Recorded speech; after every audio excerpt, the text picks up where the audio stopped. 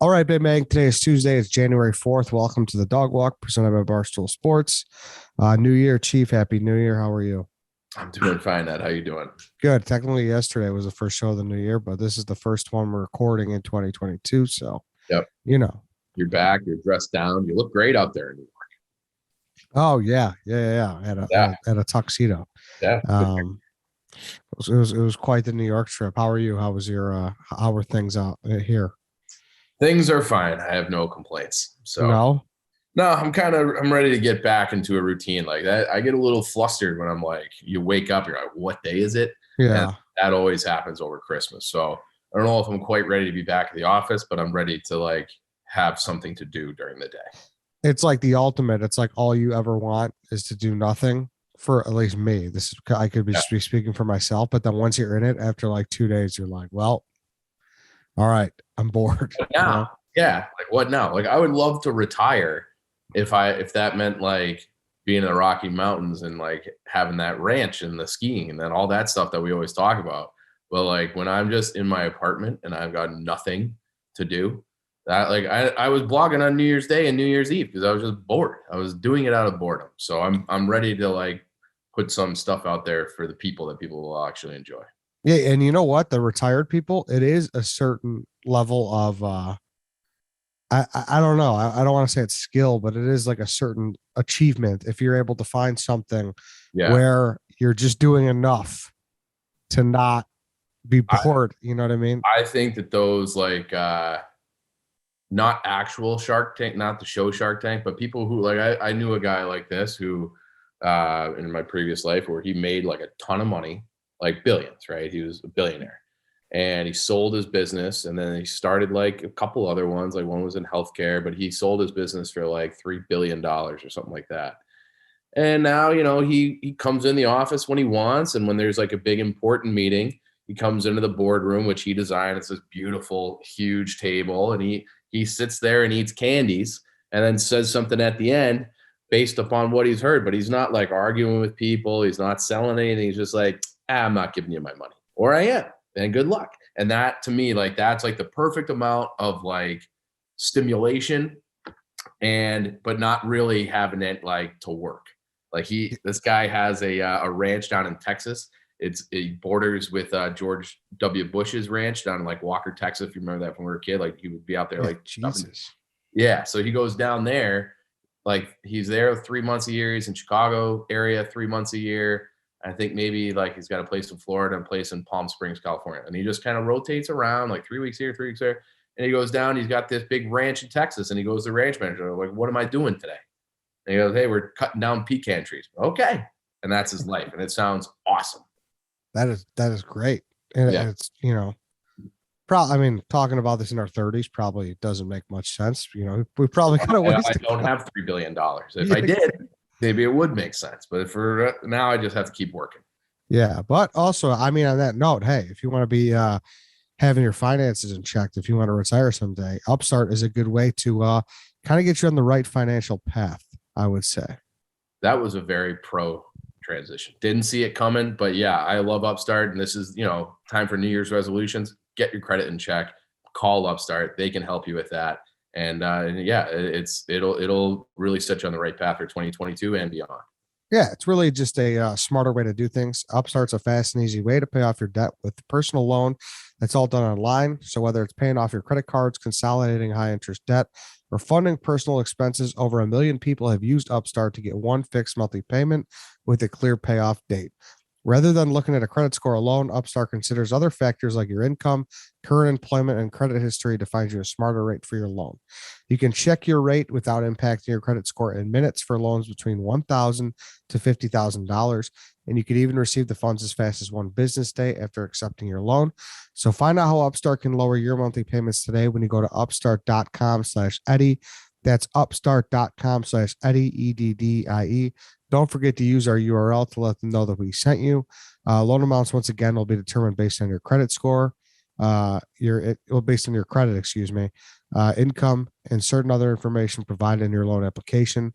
Upstart.com/Eddie. Let's start being smarter today. Okay, Chief. I know. Obviously, we should let the people know we're not just talking about retirement and whatnot solely. We are going to get into other things today. So, what do we got?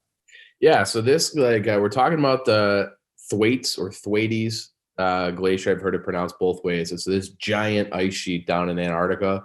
Rolling Stone, I blogged it over the holiday, but Rolling Stone wrote an article, and a bunch of other people have picked it up now too, calling it the Doomsday Glacier because scientists have they've now kind of recalculated the timeline for this and what it could mean, and they're saying that there could be a total collapse of this glacier in the next 5 to 10 years. And I was started down on this doomsday path again by our old friend Baba Venga, who put out her predictions. People listed those off for 2022. It's like, oh fuck, and then it's like you hear about this thing. It's like, well, let's read into it a little bit more. Ed, sounds like this big glacier, big problem, big problem. So this glacier is on the western part of Antarctica, and I don't know if people at home are as dumb as me. I have a really hard time being like, well, what part is west? Is like everything like it's just down there. So it's the closest landmass to this particular glacier would be like Patagonia, like in that area, which I guess kind of makes sense if you're looking at a map. But it's over there. It's down that way. It's 1,000 miles, like literally. I don't understand. Like, it's one of those things where maybe it's just because the way we always see maps. I have a really hard time like understanding how big Antarctica is because they just show like the little sliver at the bottom of like your atlas and stuff growing up. It's fucking huge. It's bigger than Europe. Like, it's bigger than all of Europe, Antarctica. Yeah, that makes sense to me. But to me, it always feels like it's cut off. Right. You know what I mean? Like there's more to what they're showing. It's just like, hey, you get the idea. Yeah, it's this white stuff. It's under there. It's cold. It's under. It's like, just don't even worry about looking into it. When you look into it, it's 30% bigger than Europe. And they're talking about this, this quote unquote, this Doomsday Glacier. That's bigger than all of the United Kingdom. Like, that's roughly the size. Like, they say it's like if you're picturing the map, it's like the size of Syria. It's the size of United Kingdom. And it's like just ready to apparently snap off and just drift into the ocean. So this thing, like I said, it's massive, the size of a country by itself. It contains 70%. This one glacier. Again, maybe I'm getting this fact wrong. This is one of those things but like I kept replaying, the guy and rereading the thing. Multiple people said this, but it just doesn't make sense in my head. And I'm not a scientist. I'm a moron. It says it contains like 70% of all the fresh water in the world is locked in this glacier. Like, that to me sounds preposterous too. Like, it's so big that all like 70% of the fresh water in the world is trapped down there in this glacier. So that's what's going to be floating off and snapping off theoretically, and drifting into the ocean and causing massive sea level rise. And they're saying this glacier right now, even the way it's currently constructed and still attached to Antarctica, it's melting at a rate already that contributes to, by itself, 4% of the sea level rise. And they're saying, they have this, the real problem is you're having these kind of like shifting currents because of climate change. Okay. So you've heard of El Nino, right? Like the whole Chris Farley skit where it's like, oh, I am El Nino. Okay. Well, White Sox Dave loves it too. You're right. Yes. El Nino. Yeah. Our own man baby. But that is, so like they have these shifting currents. So the currents are always underwater, right? They're always going from north to south, and they're going, vertically as their temperature rises and falls. So like the cold water sinks, the hot water rises.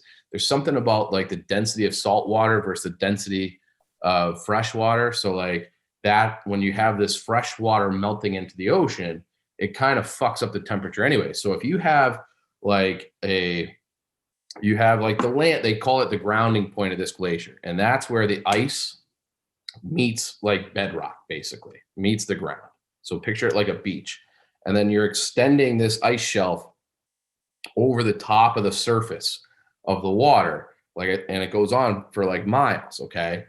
And they've had like the air temperature is a problem and it's melting it from the top. But the real problem is you have this water, that salt water, I guess, is usually freezes at like 2 degrees Celsius, or negative 2 degrees Celsius rather, is what the salt water freezing temperature is. And the water, because of the way El Nino and all these different Gulf Stream currents are affecting it, it's warmer. It's 2 degrees warmer than it should be. So it's actually melting the bottom of the ice sheet at a more rapid pace than the top. So normally, like, you have this glacial melt, and you, like, you know, think of the movie Titanic. You have this big chunk of floating ice that broke off a glacier and now just drifts through the ocean. Well, this problem is it's going to be the whole thing. It's not going to fractionally fall off and be replaced like it does historically. You're going to have like one big crack, and then this thing is going to slide into the ocean and break into a million icebergs and raise the sea level by, they're saying, as much as it was 65 centimeters. And I looked that up, and I think it's like 2.5 feet, roughly 2.5 feet all over the world from this one glacier. And then the reason that they call it the Doomsday Glacier is they're saying it's acting almost, have you ever heard that old fable from, I think it's in the Netherlands, like the little boy with his finger in the dam, finger in the dike? It sounds familiar, but I can't say I'm brushed up like on that particular fable. Doesn't matter, but this kid is like, you know, they have all those dikes and dams and to protect flooding because the Netherlands is below sea level. So he's just standing in there with his finger in the dike. That's the Thwaites Glacier. So the Thwaites Glacier is like this massive thing, and it's holding all these other glaciers and all this other ice in place. And scientists are really worried that when this thing breaks off, it's going to trigger all these other ones.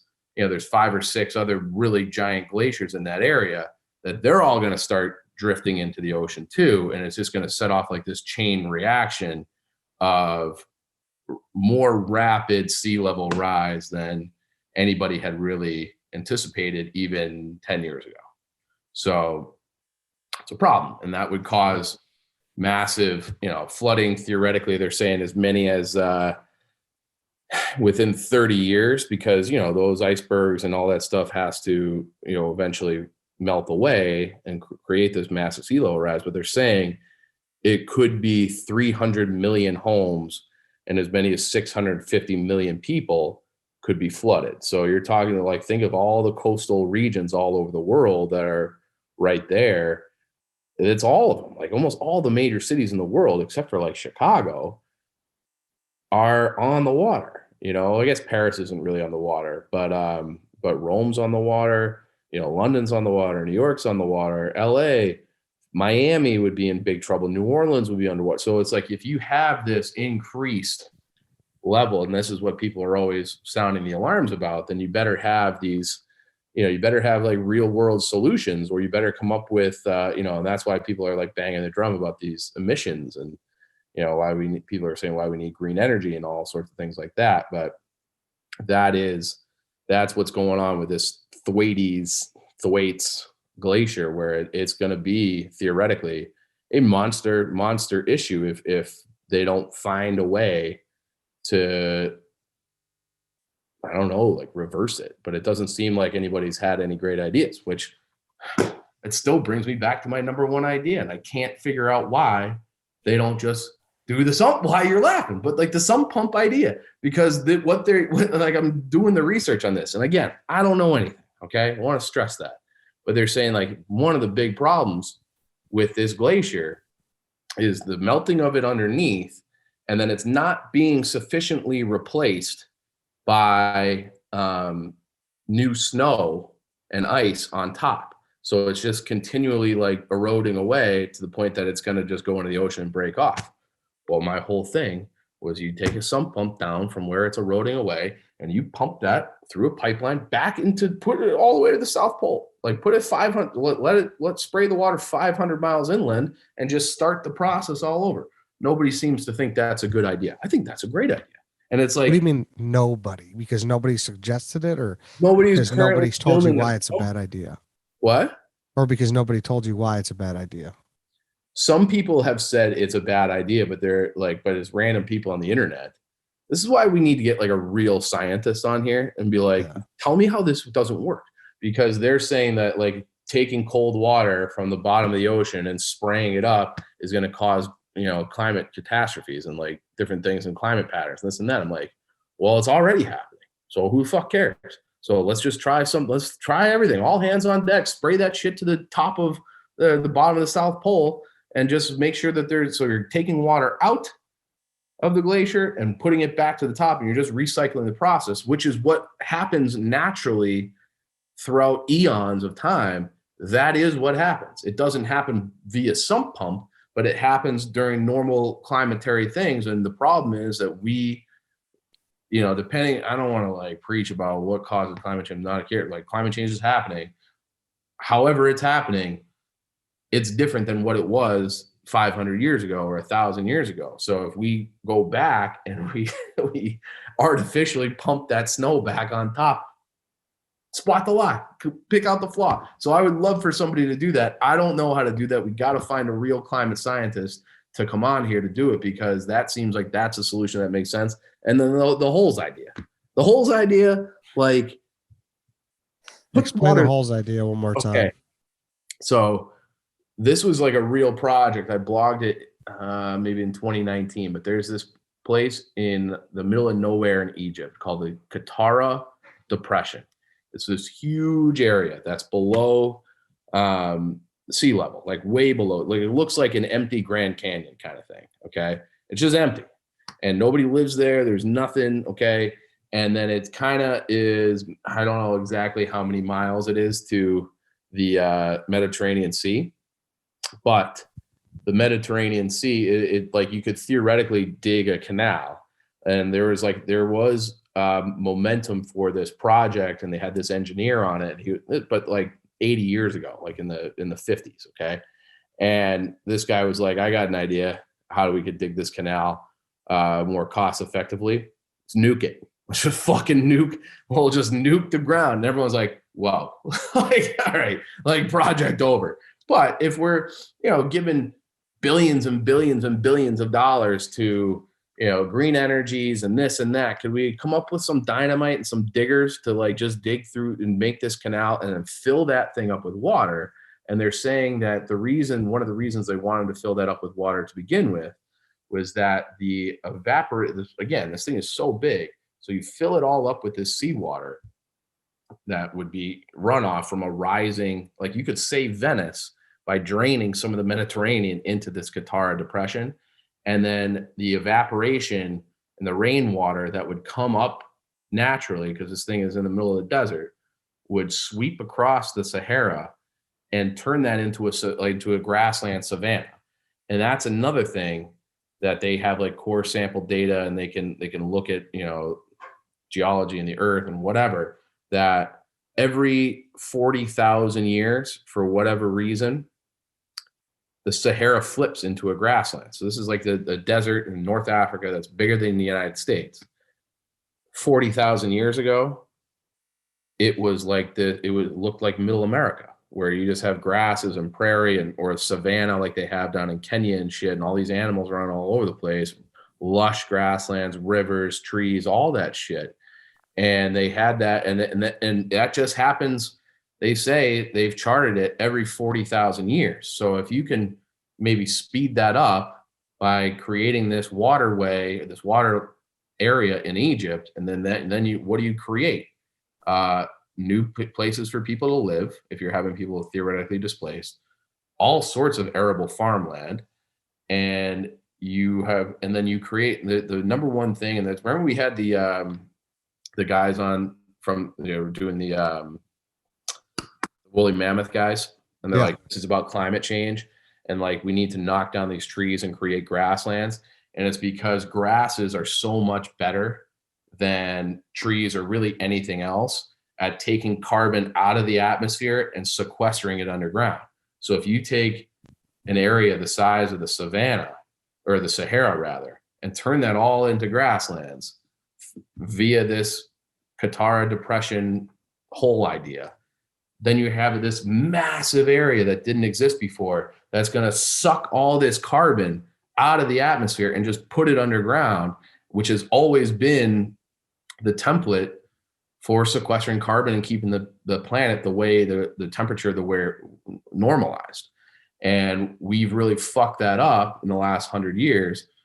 There's a great documentary called Kiss the Ground that they really say, hey, wait a second. It's not necessary. Like, while carbon emissions through fossil fuels is certainly bad.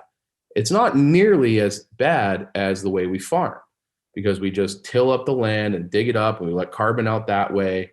And then we fertilize it with nitrogen, and that's bad for the greenhouse gases too. And you do all these different things. And it's like, then everyone's like, everyone should drive a Tesla. And everybody, we have to like curb this. But it's like, and they show these satellite images in this documentary, that it's like the amount of greenhouse gases that occur in like February, March, and April, okay, which are the big planting, that's like the big planting times, is far outweighs the rest of the year. So when it's summertime and people are driving and they're out in their cars and air conditioning and using all this energy, you would think that there would be more carbon emissions than that time.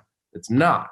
The most carbon emissions, according to this documentary, Kiss the Ground, and their satellite imagery, happens while we're planting and farming and tilling up the ground. That's surprising. Very surprised. I was shocked when I heard that. And again, that's one documentary. Maybe we want to do a free swim on that documentary. It's an awesome documentary. Woody Harrelson's in it as like the main narrator. And maybe that's like something we could do it like another doc review on. But it's like that. So if that's the time of year and it's our agriculture that's putting out crazy amounts, and we have people bringing back woolly mammoths because they don't want all these gases that were locked in, frozen in the permafrost and the tundra of Siberia to get released with global warming. So we better, how do we stop this? Bring back woolly, like people are thinking of everything.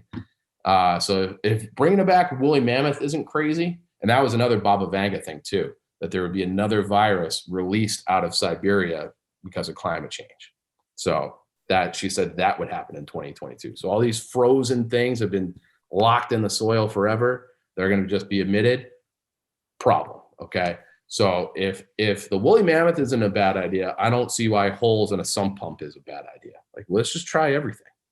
Damn, dude. That like it sounds like I convinced you and I stumped you. Well, did the Strauss Howe? I think I saw you say something like this year is supposed to be real shitty too, right? Well, that's Baba Vanga. Yeah. Like she was saying like that. I'd have to pull that blog up real quick, but like there's all sorts of things going on that you could tie back into that Strauss Howe. Let me see if I can pull it up right now. For people that don't know, we did a Baba Vanga episode in 2019. If you just Google the dog walk Baba Vanga, you should pop up, and it's just how would you describe her? What is she exactly? She's like a Nostradamus type, which I think most people have heard that name, where she was like this visionary, but she was blind. She was from Hungary, and she would just like predict things. Like she like had a passage. She died in 1996, but she had a passage saying that like in 2000, I think it might have been as accurate as fall 2001. And this is like, she said this before planes existed.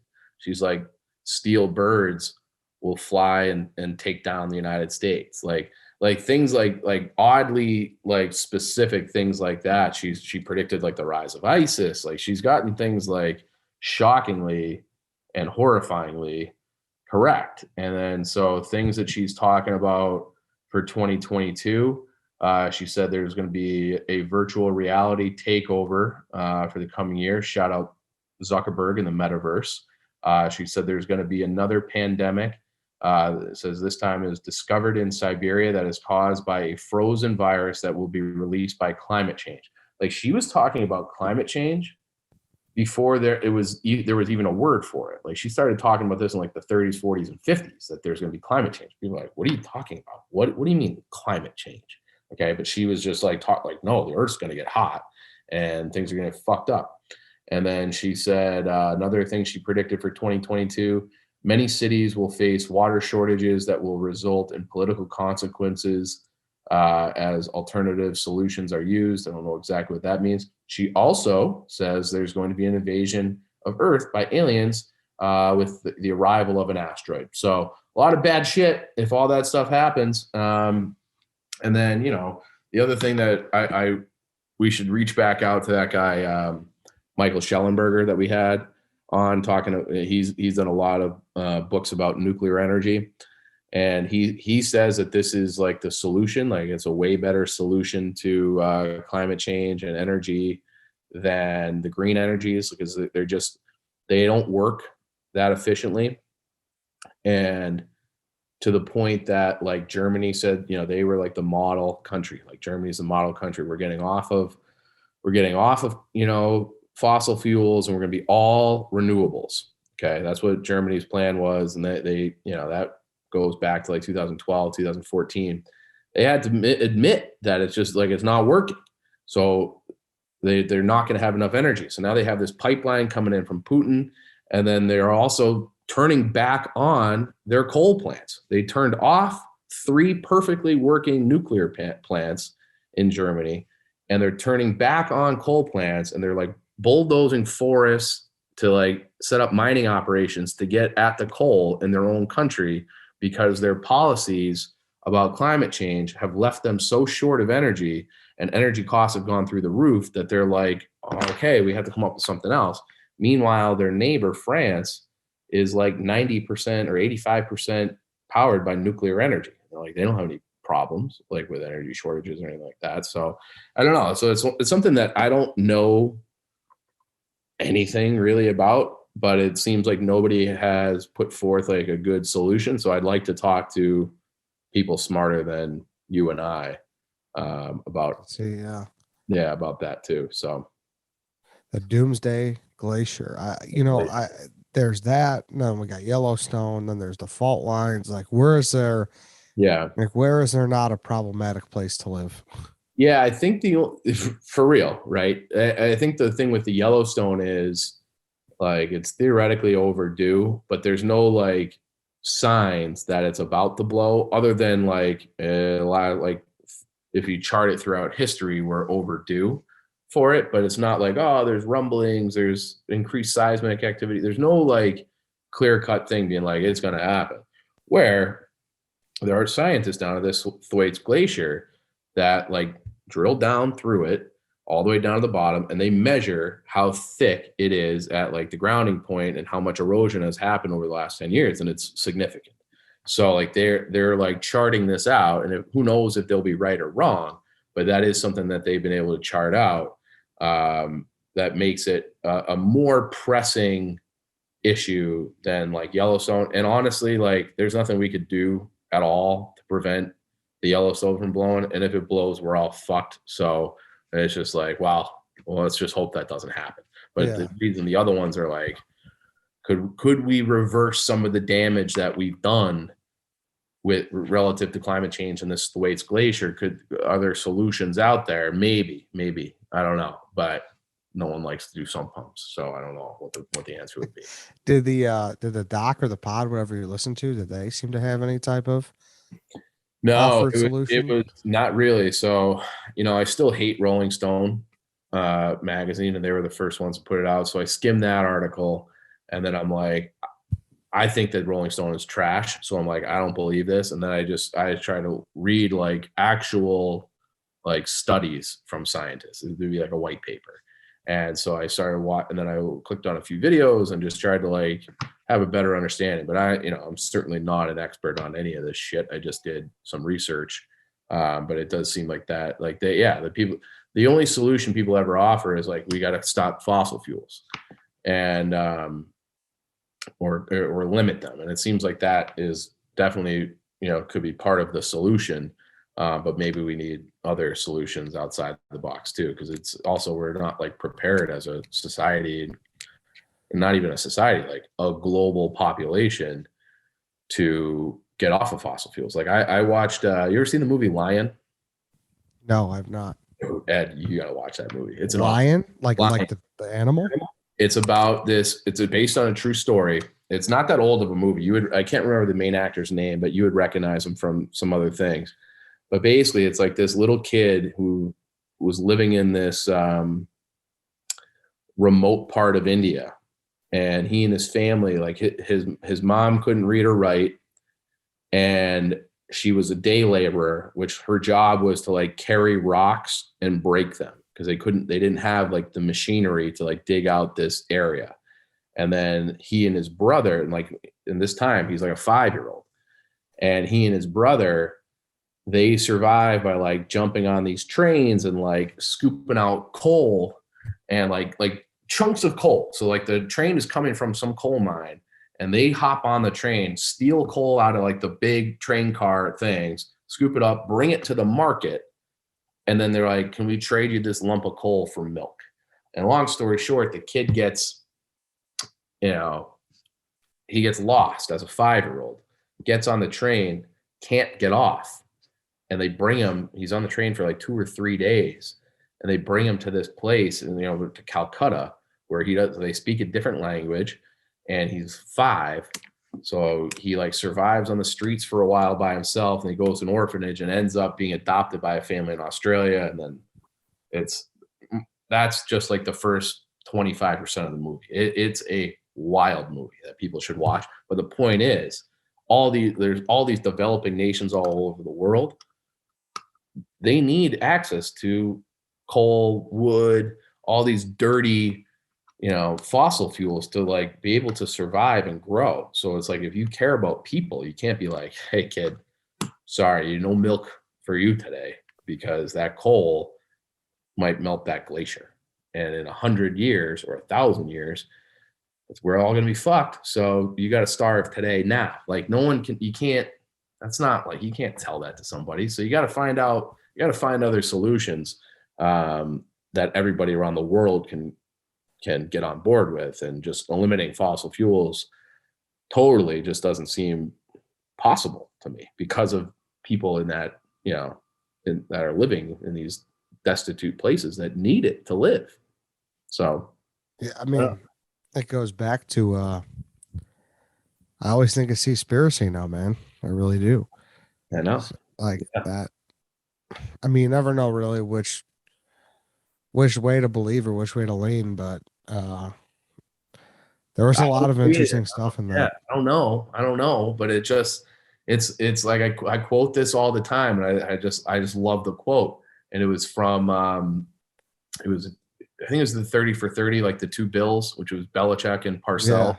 Yeah. And Belichick was telling the story about how they were not playing well on defense, and Belichick was defensive coordinator, and Parcells screaming at Belichick, what the fuck? What are you doing? Get this fixed. And he's like, Bill, like, we're doing this, we're doing that. Like, he's like, you want to try something? Like, what do you want to try? He goes, I don't know what the answer is, but what you're doing is fucked, and you better fix it. And that's kind of like my position. Like, I'm not an expert, but I can look around and tell what's wrong. And it doesn't seem like there's any, I feel like people should be trying everything to solve these problems, if they are the crisis that is made out to be. And like the holes and sump pump thing is a tongue-in-cheek thing, kind of. I do kind of think it's like a legitimately good idea, but it's also tongue-in-cheek. But I also think people should be trying, if it is as big a catastrophe as what they're saying, then they should be trying literally everything every day to stop it, instead of just like sounding the alarms and pointing at it. So there should be no rock unturned, is what you're saying. Yes, thank you. Which I would love. I mean, if someone is listening and they would have a actual logical reason for why that wouldn't work, that would be great too. But probably the best way is we probably just have to find someone who's willing to talk about it. Yeah. And I think a lot of this too is we talk about, Seaspiracy. We talk like it's so much is misguided, like the war on straws. Like I've like, it sucks too, because I don't know, the way the world is now, it's like so combative. And after that, I've become like so more like pro straw. Yeah. It was hard not to be. And like all those things, it just depends on how things are measured. Because I used to be in plastics before I took this Barstool job, which I think we've talked about before. But it's like, I remember like researching about the straw thing, because this is like 2016. And it's like, your total carbon footprint for making a paper straw or a paper bag is actually significantly bigger than using ones made out of plastic, because you got to plant the trees, you got to cut the trees down, you got to power the plants. It takes more energy, it takes more machinery. It takes, because when you take the plastic, you put it in these pellets, you heat them up, you push them with air. There's your plastic bag. More or less, that's your plastic straw. Paper products are way more involved. They take way more labor, way more machinery, and way more energy. So like they might not end up in the ocean, but if climate change is your biggest issue, you're heating the planet more by using paper than the plastic. But it just depends on like where the greatest threat is and where the priorities are. But I don't know the answer to that. But it's a complicated issue that, you know, people think they're saving the world by using a paper straw. Like you're not. You might. And then like you're like a bad guy. You don't want to be the guy who complains about it either, because then you're like, oh, this guy. You know what I mean? So it's a very hard thing to explain. Yeah. And then once I saw it, I was like, fuck. I was like, you know, especially like I went to the movies a couple weeks ago. Mm-hmm. They had paper straws in the movies. It's a tough spot to have a paper straw. How do you do that? Right? Like it was like literally like 20 minutes into the movie, 30 minutes in, it was like you're soggy. You're soggy. Yeah. You can't use that. Yeah. And then you're pouring it up and the cup's so big and you can't see the movie screen. So it's like I said, most of the time I don't mind, but that whole thing kind of made me think differently. And I forgot what I think I saw like a Real Sports on like the coral reef. That was pretty interesting. That sounds like a bad situation too. I don't know anything about that, but I've seen a couple things like you're saying. Yeah. Yeah, it's horrible. It's like lost a lot of its color, and it's just not. It's crazy that those things are alive. Also, I thought they were just like weird shaped rocks for my entire life. They're like, no, actually, they're made by like these living organisms. Yeah, so all those organisms are dying off. So dying. Yeah. I don't know, man. I don't know. Like you said, I don't know the solutions, but gotta fix it somehow. Try holes. Try holes. Yeah, fill up the Grand Canyon, fill up this Katara place, find other depressions, or what's like the can't the water fucking evaporate great if you just like sprayed it in like the Middle East where it's like 130 degrees? That's what the holes idea is. Oh, okay. So the evaporation goes up, it forms rain clouds, and then it shifts. The wind naturally takes it over the Sahara. It rains on the Sahara. Grasses grow. Fucking elephants start going back up there. Hyenas, cheetahs, everything. You turn it into this big safari by filling the hole. Yeah. Problem solved. All right, you might have sold me on the hole. I mean, give me the Nobel Prize right now. Chalk it up. Yeah. I blame Al Gore. He let us all know this stuff, and then he just where's Al Gore now? Well, the funny thing about Al Gore, you know who his dad was a senator too? I don't know if you knew that. His dad was a senator from Tennessee, which as was Al Gore. You know who was a giant proponent of nuclear energy in the 60s? Al Gore Sr. Yeah. Al Gore Sr. And then you fast forward 40 years and his son is all like, nope, it's got to be wind. It's got to be solar. We got this problem. We got that problem. And they've really like nuclear energy. And I think people are just afraid of the word too, which is totally understandable. But, you know, like I said, France and they had the problem in Japan, right? What was that? 2012, 2014, where they had like the earthquake and the tsunami. It like fucked up the nuclear reactor there. 3 Mile Island, you had Chernobyl. Like when you have nuclear disasters, it's a big problem. But the technology has gotten to the point now where it's like, if you're careful where you build them and you're careful how you handle the waste, like France, and you can run on 85% nuclear very cheaply, very reliably, and very efficiently. So it seems like there's something to that, but it's been demonized, and I can't seem to get to the bottom of why that is. But hopefully somebody smarter than me could. Yeah, it's like I don't know. It's like he gave his son. He's like, here, this is gonna really, spread this message. Like he like held that out for him or something. Yeah. I don't know, man. It's crazy, complicated. It is. Yeah. All right then. We'll wrap it there. The Doomsday Glacier, I guess, coming for us. TBD. Well, they're saying 5 to 10 years. So great. Enjoy 2030 until 2032. And coincidentally, that's when the Strauss-Howe theory is supposed to end. This cycle is supposed to end. for this Oh, wow. 2032. So everything just kind of lined up perfectly. Yeah, something's got to give. Yeah. All right, Chief. Thank you. That's it for today, everybody. Thank you for listening. We'll see you all tomorrow. Also, I think the watch trail for tomorrow, Thursday, is going to be the Beanie Baby one. HBO Max. Apparently, there's a Beanie Baby doc. So there is. I've scrolled past it like 10 times and be like, I'll just wait until I am told to watch this. Yeah, so tune into that. That's the plan as of now. If not, make sure you follow us on social. Dog Walk Barstool, Barstool Chief, Eddie Barstool, and we'll shout it out if something changes. But that's the plan as of right now. Once again, thanks for listening. Happy New Year, and yeah, we'll see you guys tomorrow.